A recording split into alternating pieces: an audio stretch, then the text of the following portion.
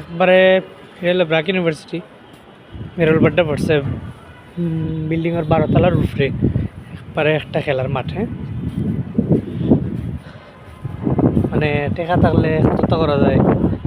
কাউগ্রাম হইল এমনি মাঠও সুন্দর থাকে না, নইল তোমার বিল্ডিং 12-14 তলা বিল্ডিং করছে, করিয়া বিল্ডিংয়ের উপরে মাঠ বইছে। আর কিতা লাগে, ইচ্ছা মতো খেলো আর পড়ালেখা করো, এক বিল্ডিংয়ে সব সমাধান। অসাধারণ। কেমন লাগলো জানাই না আপনারাও।